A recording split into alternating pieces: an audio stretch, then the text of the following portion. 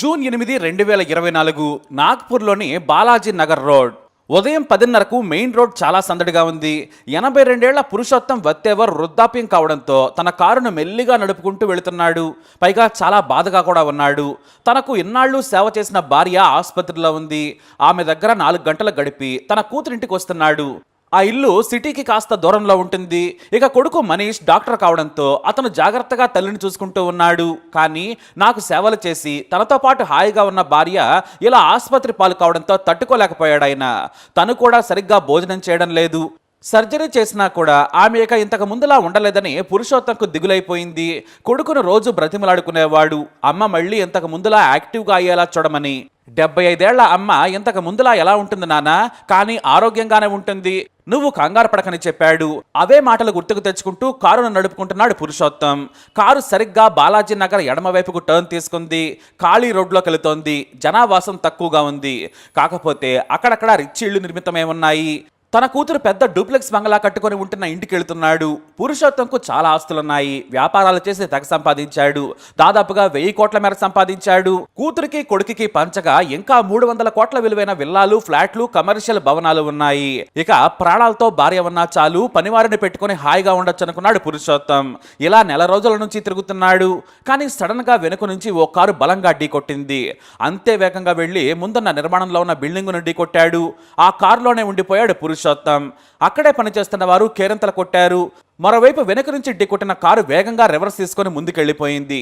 ఆ కారు కూడా బాగానే డ్యామేజ్ అయింది. ఇక అక్కడే ఉన్న స్థానికులు వెంటనే అంబులెన్స్ కి ఫోన్ చేశారు. దగ్గరలోని ఓ ప్రైవేట్ ఆసుపత్రిలో చేర్చారు. అక్కడ తన కొడుకు పేరు చెప్పాడు పురుషోత్తం. ఆ డాక్టర్ అయిన కొడుకు పరుగున వచ్చాడు. ఏమైంది నాన్న, నేను ముందే చెప్పాను కదా డ్రైవర్ని పెట్టుకోమంటే పెట్టుకోలేదని కోపడ్డాడు. నాకేమీ కాలేదులే, నేను మీ అమ్మ గురించి ఆలోచిస్తూ డ్రైవ్ చేస్తున్నానురా అన్నాడు. అయితే ఆసుపత్రిలో చేర్పించినప్పుడు కాస్త బాగానే ఉన్న పురుషోత్తం మెదడుకు తీవ్ర గాయం కావడంతో చికిత్స పొందుతూ చనిపోయారు. కానీ మొదట పోలీసులకు ఏ ఫిర్యాదు అందలేదు. పైగా డాక్టర్ తండ్రి కావడంతో అందరూ చికిత్స హడావిడిలో పడిపోయారు. కానీ చనిపోయిన తర్వాత ఆసుపత్రి సిబ్బంది పోలీసులకు సమాచారం ఇచ్చారు. మొదట గుర్తు తెలియని వాహనం ఢీకొట్టిందన్నారు. అయితే స్వయానా డాక్టర్ అయిన కొడుకే పోలీసులకు ఫిర్యాదు చేశాడు. పైగా అతని పేరు మీద 10 కోట్ల విలువైన ఇన్సూరెన్స్ కూడా ఉంది. ఆ విషయాన్ని కూడా పోలీసులకు చెప్పాడు పురుషోత్తం కొడుకు. దీంతో పోలీసులకు అనుమానం కలిగింది. ఇన్సూరెన్స్ ఉందని కొడుకే చెప్పాడు. మరి పురుషోత్తం చనిపోతే ఆ 10 కోట్లు ఎవరికి చెందుతాయి? ఏదైనా కుట్ర కోణం ఉందా అని ప్రశ్నించారు. కానీ డాక్టర్ మనీష్ మాత్రం ఆ మాటలను చాలా లైట్ తీసుకున్నారు. సార్, మా నాన్న మాకు కోట్ల విలువైన ఆస్తినిచ్చాడు. 10 కోట్ల కోసం ఎవరు చంపుతారు? ఛాన్సే లేదన్నారు. మా నాన్న పేరు మీద ఇంకా 300 కోట్ల విలువైన ఆస్తులున్నాయి. మాకు 10 కోట్ల ఇన్సూరెన్స్ కోసం చంపాల్సిన అవసరం లేదన్నాడు కొడుకు. దీంతో కేసును తవ్వే కొద్దీ పోలీసులకు కొత్త కొత్త విషయాలు బయటకొచ్చాయి. పురుషోత్తం కొడుకు మీద అనుమానం వదిలేసి అతని కూతురిని ప్రశ్నించారు పోలీసులు. ఇక కూతురి వర్షం చూస్తే, మా నాన్నంటే మాకు ప్రాణం, నేనెందుకు ఆయన చంపుతాను? నాకు కూడా మా అన్నతో సమానంగా ఆస్తినిచ్చాడు, ఇంకా ఇస్తూనే ఉన్నాడు. నేను వద్దన్నా కూడా ప్రతి నెల 5-6 లక్షలు ఇచ్చి మరీ వెళుతుంటారు. మేము చాలా హాయిగా ఉన్నాము. నాకు డబ్బు పిచ్చి అసలే లేదు. మా వారు కూడా మంచి వ్యాపారం చేస్తున్నారని చెప్పారు. మీకు మీ సోదరుడిపై అనుమానం ఉందా అని ఆమెను అడిగారు. కానీ మా అన్న ధర్మరాజు లాంటి వ్యక్తి. ఆయన డబ్బు కోసం డాక్టర్గా పనిచేయడం లేదు, తనకు ప్యాషన్ కాబట్టి చేస్తున్నారు. రోజుకు 15 గంటలు కష్టపడాల్సిన అవసరం మా అన్నయ్యకి లేనే లేదు. మెడిసిన్ అంటే చాలా ఇష్టం. మా అన్నను నేను కలలో కూడా అనుమానించనని చెప్పింది కూతురు. దీంతో పోలీసులకు 0 క్లూ కేసు అయింది. దీంతో పోలీసులు సీసీటీవీ ఫుటేజ్లను గమనించారు. సరిగ్గా ప్రమాదం జరిగిన చోట సీసీటీవీ కెమెరాలు లేవు. కానీ బాలాజీ నగర్ వీధిలో చాలా ఉన్నాయి. దాదాపు 4 కిలోమీటర్ల మేర ఫుటేజ్ను గమనించగా మెల్లిగా కారు నడుపుకుంటూ వెళుతున్న పురుషోత్తం కనిపించారు. కానీ అనుమానాస్పదంగా ఓ కారు పురుషోత్తంను అనుసరిస్తున్నట్లు గుర్తించారు పోలీసులు. ఆ కారు నంబర్ పరిశీలించగా ఫేక్ అని తేలింది. దీంతో 82 ఏళ్ల పురుషోత్తం ప్రమాదంలో చనిపోలేదు, కావాలని ఎవరో యాక్సిడెంట్ చేసి చంపారని వారికి సీన్ అర్థమైంది. పైగా వృద్ధాప్యంలో ఉన్న అతను కాస్త గట్టిగా గాయమైనా చనిపోతాడనే ప్లాన్తోనే ఇలా చేసి ఉంటానని అనుమానించారు. సదరు కారును ట్రేస్ చేసేందుకు 100ల కొద్దీ సీసీటీవీ కెమెరాలను పరిశీలించారు. అయితే ఓ చోట కారులో ఆ 3 వ్యక్తులు ఉన్నట్లు గుర్తించారు. ఆ కారును ఆపి ఓ దాబాలో టిఫిన్ చేస్తున్న ఆ 3 కనిపించారు. ఆ వీడియోని పురుషోత్తం కూతురుకు చూపించారు. ఈ 3 మీకు తెలుసా అన్నారు. ఆమె ఆ వీడియోని తీక్షణంగా చూసి షాక్ అయింది. ఒక వ్యక్తిని చూపించి, ఇతను మా అన్నయ్య కారు డ్రైవర్ అంది. అంతే, అలా చెబుతూనే కూతురు షాక్ అయింది. మా అన్నయ్య నాన్నను చంపించాడా, ఇంత క్రూరుడా అనుకుంది. కానీ పోలీసులు మాత్రం మీరు ముందే కంక్లూజన్కు రాకండి, మేమే ఈ కేసులను తెలుస్తాం, మీ అన్నయ్యకు కానీ బంధువులకు కానీ ఈ విషయం చెప్పొద్దన్నారు. ఆ తర్వాత ఆసుపత్రిలో ఉన్న డాక్టర్ను అదుపులోకి తీసుకున్నారు పోలీసులు. మీ నాన్న హత్యలో మీ మీద మాకు అనుమానం ఉంది, మిమ్మల్ని ప్రశ్నించాలని చెప్పారు. దీంతో షాక్ అయ్యారు డాక్టర్. అప్పటికే తండ్రి అంత్యక్రియలు పూర్తయ్యాయి. తల్లి కోసం ఆయన ఆసుపత్రికి వస్తున్నారు. అప్పుడే పురుషోత్తం కూతురు ఆసుపత్రికి వచ్చింది. తన సోదరుడిని చూసి మాట్లాడలేదు. ఆస్తి కోసం తండ్రిని చంపిన నీచుడని హీనంగా చుట్టం మొదలుపెట్టింది.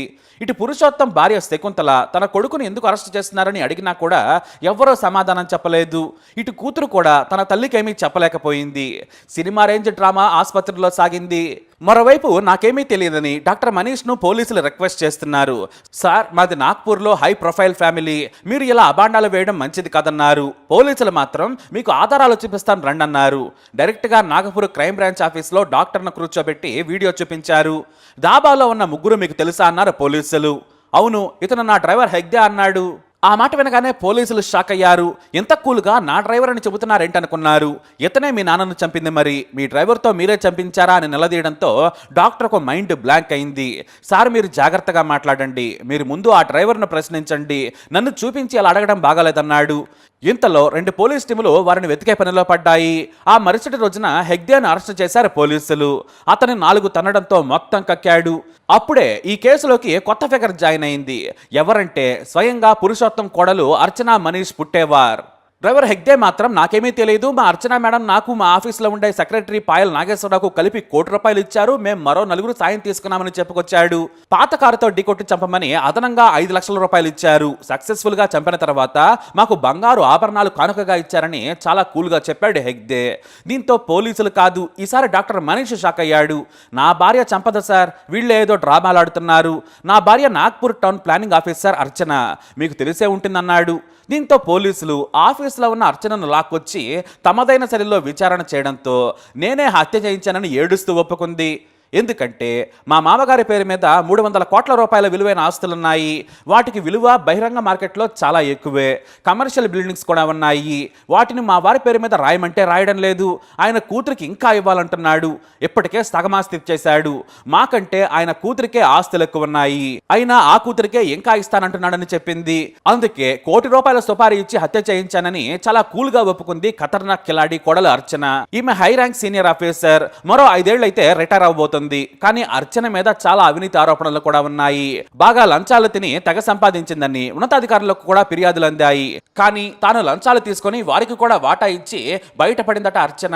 అంతేకాదు, కోట్లలో లంచాలు తీసుకున్న అర్చన ఎన్నో రియల్ ఎస్టేట్ లేఅవుట్లకు అక్రమంగా అనుమతులు ఇచ్చిందనే ఆరోపణలు ఉన్నాయి. అంతేకాదు, ప్రముఖ రాజకీయ నేతలు కూడా ఈమె ఫోన్ చేస్తే చాలు వెంటనే లైన్లోకి వస్తారట. ఇలా కోటాను కోట్లు సంపాదించినా కూడా మామగారి ₹300 కోట్ల మీద మనసు పడింది. తమకు ఇవ్వకుండా ఆడబిడ్డకు ఎక్కడ ఆస్తి రాసిస్తాడనే భయం ఆమెది. పైగా తన అత్త ఆసుపత్రి పాలన దగ్గర నుంచి కూడా కూతురు దగ్గరే ఉంటున్నాడు.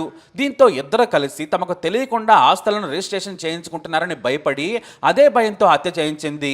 ఇప్పుడు హంతకులతో కలిసి చెప్పకొడి తింటోంది అర్చన. మరోవైపు తన తండ్రిని చంపిన భార్యను చీకొట్టాడు డాక్టర్.